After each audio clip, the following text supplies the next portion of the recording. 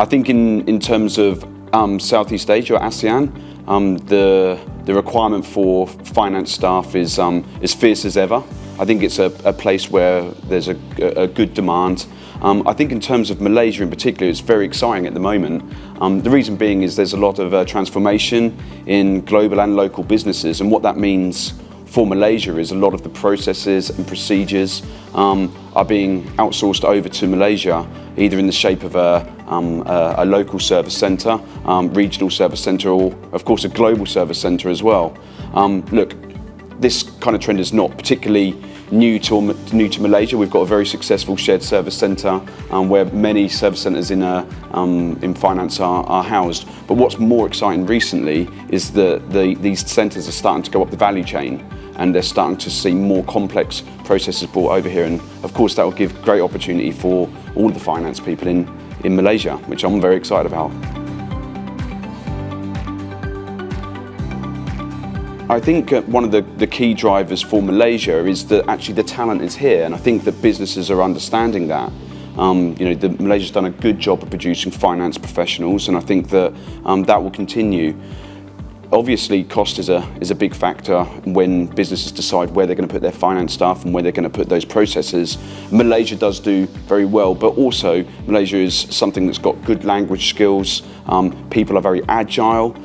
People like to travel. They travel in and out of the country very well. So I think that there's lots of reasons why businesses would look to have their finance finance teams in Malaysia.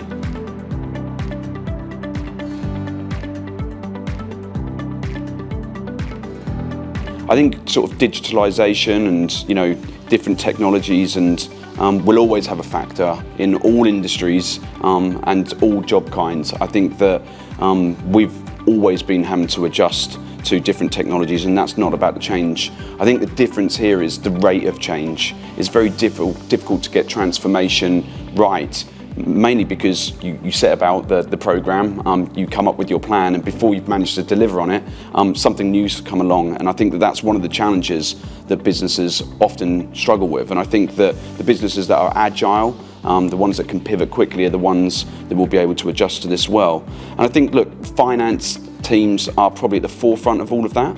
Obviously there's a lot of automation already going on, but also in terms of the actual project management, in terms of the costing, in terms of how you actually deliver on those, they're right in the middle of it. And so quite often the skill sets and the business partnering that a finance team can provide in order to be able to provide that is absolutely central to the success of the business and the project.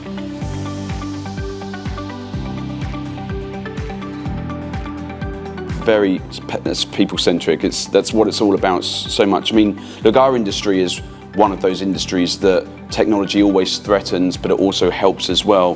When the internet came, everyone said that now everyone can send their own CVs, so no need for recruiters.